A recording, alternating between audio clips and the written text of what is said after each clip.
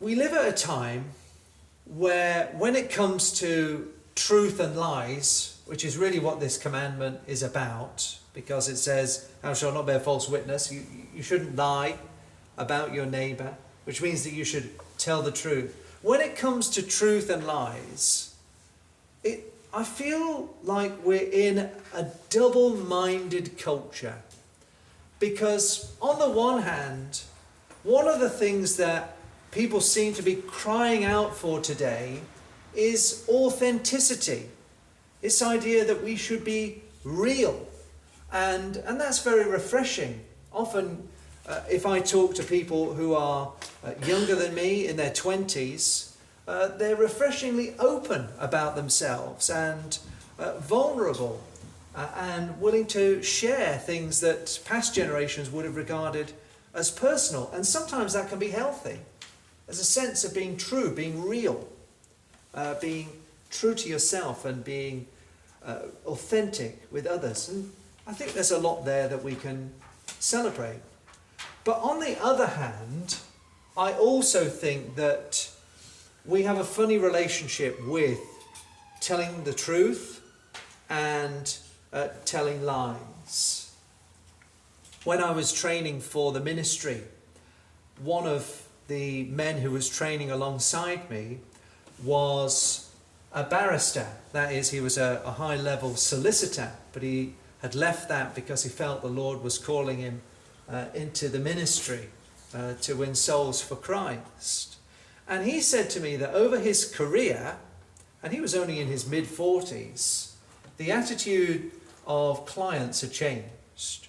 When he first went into that particular profession, no client would think of trying to get him to lie for them in court. But towards the end of his time, clients would come to him and say, what do you think will sound good? And what shall we tell them then? And he would have to reprove the clients and say, I'm not here to make up stories for you, and I won't lie for you. I serve the court, and I'm here to help establish the truth. So there's a loose relationship there. I think on the one hand, people want to be honest and open, but on the other hand, people don't always like the consequences that come when you tell the truth. The Bible has a very simple message for us, that we should reject lies and embrace truth and leave the consequences of that decision to God. I'm going to do something that I hope will be quite simple this afternoon as we go through this 9th commandment. First of all, I will unmask those things that are very common in life that are actually lies, so that we can see that actually when someone is doing that, or when you or I attempted to do that, it's actually a form of lying. So we'll talk about different types of lie. Then I'll go on to mention why people lie. People don't just sin for the sake of it. They think they're going to get something out of it, to get some good out of it, or to avoid some evil by doing it. And then finally, the problem with lying. What's so bad about it? And then I'll conclude just by seeking to attract you to the truth in its fullness. So, the commandment itself says, thou shalt not bear false witness against thy neighbour. And the scenario that's clearly in mind is the court scenario. The 10 Commandments always take the worst instance of a sin, and by forbidding that, they forbid all of the lesser instances. And the worst lie you can tell is a lie in court, where someone's life, livelihood, or reputation, or all three, are at stake. It's the worst place you can tell a lie because it's very public and solemn. It's the worst place that you can tell a lie because if you're testifying in court, you're usually doing it under oath. That means you've made a promise to God that you'll tell the truth, and you even called down a curse upon yourself if you tell a lie, and so people are inclined to believe you. And it's the worst place to tell a lie, because certainly back then, if someone was found guilty on the basis of your false testimony, that person could be executed. And even today, if you told a lie in court that put somebody in prison, that person would have to suffer a great deal, not only losing his liberty, but perhaps losing his good name and reputation as well. So that's what the commandment has in view. And when it forbids false testimony, it forbids every other kind of lying.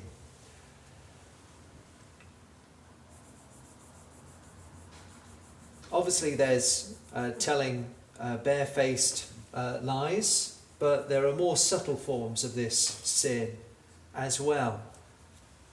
Failing to speak the truth when necessary is lying. Think, for example, when Pilate was conducting the trial of Jesus, he'd asked the Jews why they wanted to crucify Jesus, and eventually they just wouldn't even answer the question.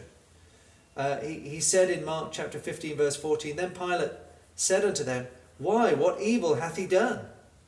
And they cried out the more exceedingly, Crucify him." Pilate said, "What evil has he done? What has he done wrong?"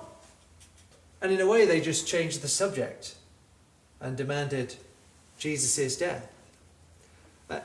If you are called upon to tell the truth and you fall silent, or you suddenly find that there's something else you've got to do, or you change the subject in a subtle way, or you redivert the conversation to something else, when actually you need to be telling the truth in that moment, that's a form of lying. Exaggeration and distorted retellings of events is lying. Again, Jesus was a victim of this. It was true that John the Baptist lived a very austere life. He lived in the wilderness. He ate a very basic diet. He didn't keep company with people. And it's also true that Jesus was very sociable during his ministry. He went to social gatherings. He ate. He certainly drank in moderation. And he wasn't shy of the company of others. And yet this is how it was distorted. Luke chapter 7 verses 33 and 34. This is what Jesus is saying. "For John the Baptist came neither eating bread nor drinking wine, and ye say, He hath a devil. The Son of Man is come eating and drinking, and ye say, Behold, a gluttonous man and a winebibber, a friend of publicans and sinners." So they've taken a truth and they've bent it out of shape to make it say something else. Now, if you're tempted to tell a story in such a way that it makes people look much worse than they would if you told it straight, or to make you come out much better than you do if you were basic and simple with all the details, you're telling a lie.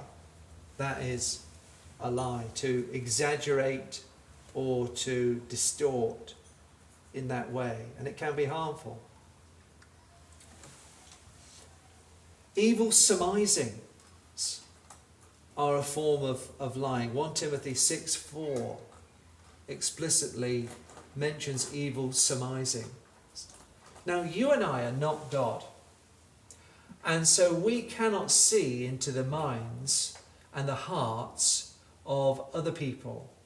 But how often are we tempted, when we see people do things that we don't like, or that are inconvenient, or that we don't understand, how often are we tempted to say, "Oh, she did that because she doesn't like me," or "He did that to get back at me," or they're doing that to wind us up.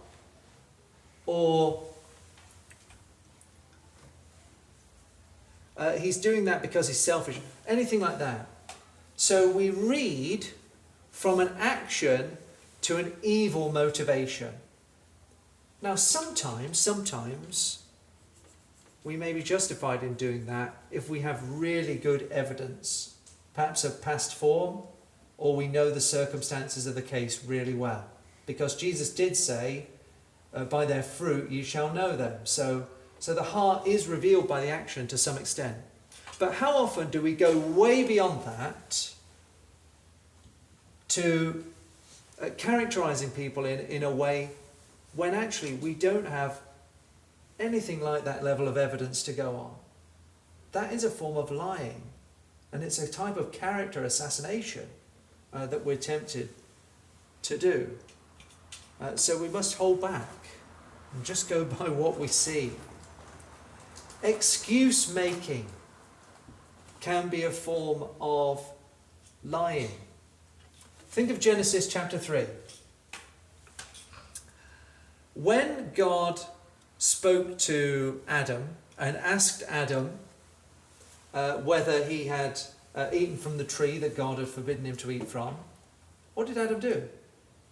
He blamed his wife. The woman whom thou gavest to be with me, she gave me of the tree and I did eat. And then when God went to Eve and asked her what she had done, she said, the serpent beguiled me and I ate. Now, they had both sinned, and God was inviting them to a straightforward confession of their sin. Now, what they said, in one sense, was it true? Yes. The serpent did trick Eve. Yes. Eve did give to Adam the fruit. So they were saying what was true. And yet they were saying it with a lying intent. They were saying it with the intention of removing the guilt from themselves and putting it upon another. And that's the essence of excuse making. You can say words that are literally true, but they are actually a lie. For example, a very common one is that someone gets into work. The start time of work is 9 o'clock.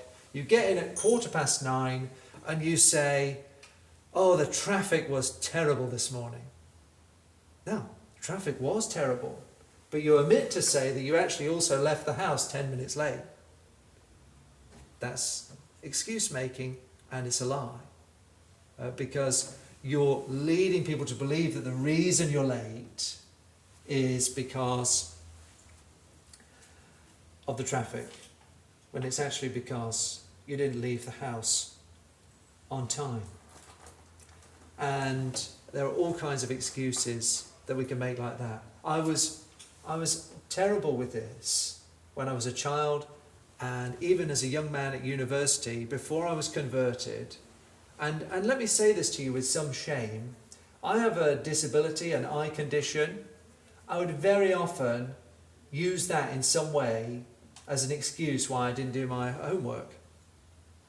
I was lying to people, and I'm ashamed of that now.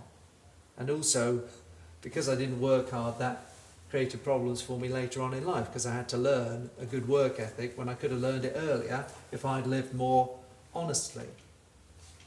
Don't be an excuse maker. It's lying. And hypocrisy is a form of lying as well.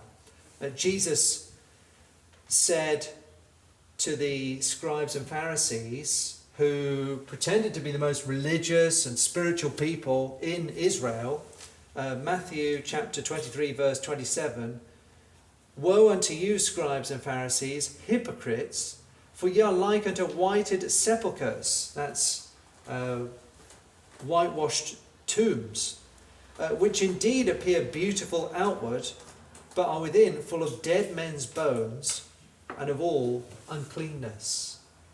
If you present yourself as a spiritual person, as a religious person, and you have a kind of veneer of morality that you put on, maybe when you're in church, or maybe when you're with your grandparents or with your parents, but actually you're somebody else when you're among your friends, that makes you a liar, because you're not being your real self, and you're misleading people into believing you're something you're not. And then they may entrust you with things that otherwise they wouldn't. They may put you in positions of authority and responsibility that you're not ready for, and so on. That is a lie. Now, why do people lie? If it's so bad, why do people do it? Why is that temptation always there? Perhaps there are things that we are conscious of here in this building this afternoon where we haven't told the truth, but we wonder why we do it. Well, I think there are two principal motives behind lying. One of them is, if you like, where we're fearful of negative consequences, and the other one is where we desire a positive outcome. And I think that one of those motivations is fear of loss. It could be loss of different things. So think of Peter, for example, when he denied Jesus on the night when Jesus was handed over. And he said, I know not the man. But he didn't know, he lied. He told a flat out untruth, and he even told it with an oath. This was the Apostle Peter, someone who'd walked with the truth himself for 3 years. What was it that he motivated him? Because he thought that if he told the truth, then they'd do to him what they were doing to Jesus. They would potentially kill him as they were about to kill Jesus. So he was afraid of what they would do, and that was what moved him to tell a lie. Think of David, King David. We looked at David and Bathsheba a couple of weeks ago, didn't we? And we saw that not only was David an adulterer and a murderer, but he also was a liar. He tried to cover up his adultery with Bathsheba. Now, was he afraid that he would lose his life? Maybe. It would be unprecedented to put a king to death for adultery. But I think that the thing that David feared most was the loss of his reputation as a godly king. He feared that if the truth got out about his sin, then he'd be covered in shame and would never be able to show his face again in public and have people follow him as a godly leader and example. And so it's because of that I'm having trouble connecting to the internet. Check. Well, I don't need it to. But it's because of that desire to cover up shame that lying often comes in. So that's one motivation. And the other motivation is a desire of gain. We can take the example of the soldiers who were struck down and knocked out, it seems, when the angel came. This was after Jesus' resurrection. And then they fled away, and the tomb's empty, and of course they were told to guard the tomb because, well, if the disciples take the body of Jesus away, then this movement's going to keep growing and causing problems. Anyway, they told the Jewish leaders all about what had happened, and this is the counsel they received from those Jewish leaders. Matthew chapter 28, verse 12. And when they were assembled with the elders and had taken counsel, they gave large money unto the soldiers, saying, Say ye, his disciples came by night and stole him away while we slept. So the Jewish leaders give the soldiers loads of money, and they say, tell the authorities that the disciples took the body while we were asleep. So by a lie, they become wealthy. And that is a major temptation for people. If you're in the workplace and there are practices going on in your workplace that are not right, things being covered up that need to be brought to light, but the person who's above you has influence and could potentially promote you or help your career, if you remain on side with that person, will you consent to this cover-up, this lie? Will you keep your head down? Will you not say anything when there's some corruption that needs to be exposed? You think you might gain something by being a part of a lie.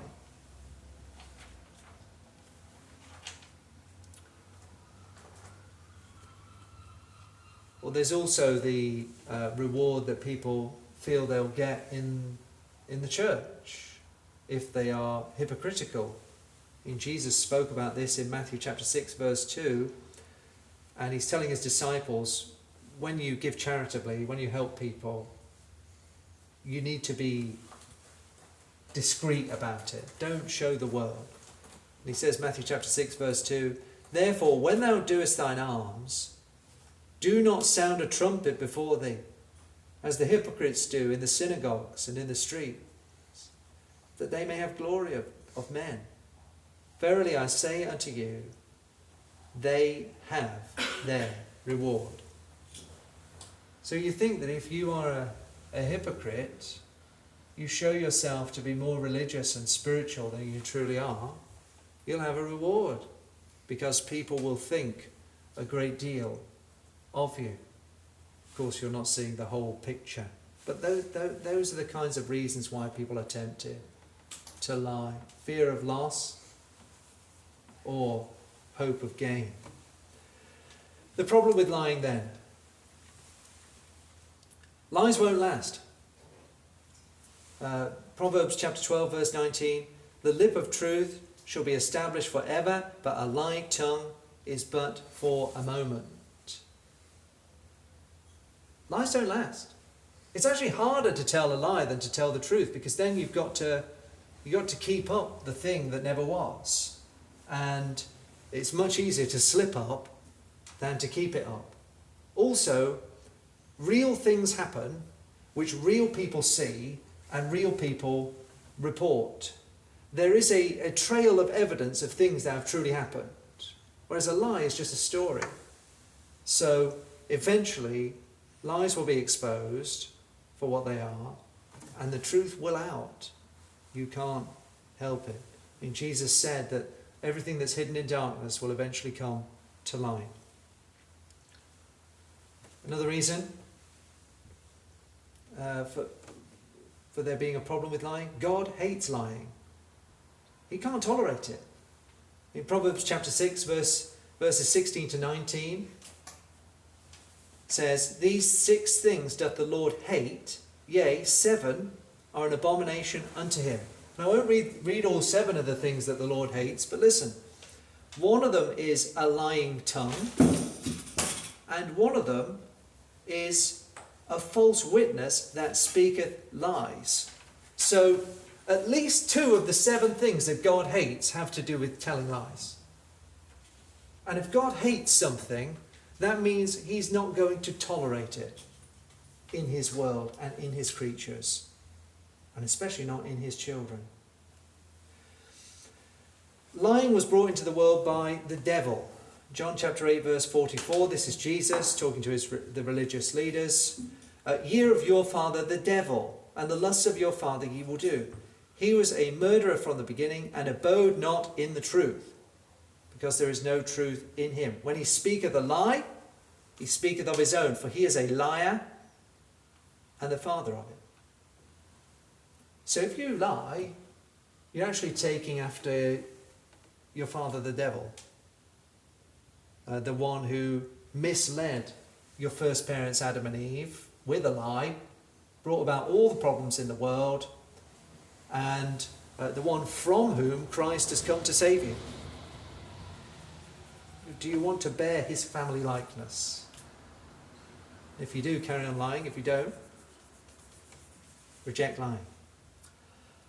Lying is an aspect of the old nature, the corrupt nature inherited from Adam. So Ephesians chapter 4 verses 22, and I'll read verse 25 as well. This is the exhortation that Paul gives to the Ephesians, that you put off concerning the former conversation the old man, which is corrupt according to the deceitful lusts. And then further on, wherefore putting away lying, speak every man truth with his neighbour. So it's part of that corrupt nature that Christ has come to set us free from, to tell a lie. And then this is the thing that really needs to wake us up if we are dallying with lying. And this is right towards the end of the Bible, book of Revelation, very clear. Habitual liars will not be in heaven. They will be going to hell. Revelation chapter 21 verse 8. But the fearful and unbelieving and the abominable and murderers and whoremongers and sorcerers and idolaters and all liars shall have their part in the lake which burneth with fire and brimstone, which is the second death. So he gives that glorious vision of heaven. Then he says no liars can enter here. In fact, those liars will be over there in the pit of hell, suffering for eternity. Don't let anybody say I'm a Christian, but I'm also a habitual liar, but God doesn't mind. No, if you're living according to the new nature that the Lord has given you, then lies will become less and less and less and less a part of your life. You'll be a truth teller, even when it hurts. A few things to conclude with then. Think of the power of what the truth did. Jesus said, I am the way, the truth, and the life. And he has come into the world to teach us the most profound truth of all. That is, the truth of who God is, the truth of what we are, and the truth of what we need, which is salvation. The Bible is truth. That's why when we read it, we can have absolute confidence in what it says. And when we come to God through Christ, we needn't have any doubt about our salvation and our future. That's what truth can do. Truth has come to save you, and then truth has come to give you confidence that you are saved. So love the truth. Know the truth. Jesus says, John chapter 8 verse 31 to 32, if ye continue in my word, then are ye my disciples indeed, and ye shall know the truth, and the truth shall make you free.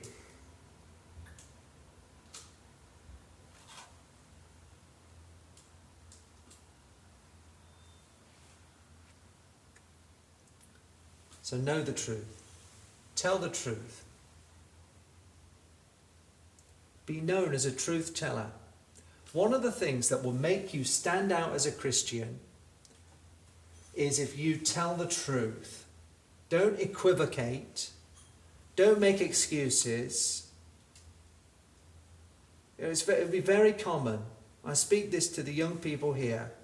It would be very common for some people to say, oh, I'm sorry, I can't meet tonight. I've got a headache. And that's not the real reason why that person can't or doesn't want to meet. And all kinds of other little dishonesties all the time. Distinguish yourself as a truth-telling person. And then people will trust you. They'll trust your word. They'll hold you in honour. And they'll take what you say seriously. And then when you speak to them about the Lord, they'll listen to that too. Because they'll see something different in you. And then finally, and this is the hardest thing perhaps, we need to live lives that we're not ashamed of. John chapter 3 verse 21, but he that doeth truth cometh to the light, that his deeds may be made manifest, that they are wrought in God. If you live a life according to what Christ is calling you to, you won't be ashamed of that life. Did you know that Charles Spurgeon said to his wife that she could write his life in the sky? He wasn't ashamed of the life that he had lived. It wasn't that he had lived sinlessly, but he lived in the light. And he lived with Christ as his Saviour and as his Lord. And he wasn't ashamed of anything coming out about him. Can you say that today? Let's pray that the Lord will enable us to live lives that we're not ashamed of, so that we don't hesitate to tell the truth whenever we're called upon to do so. Amen.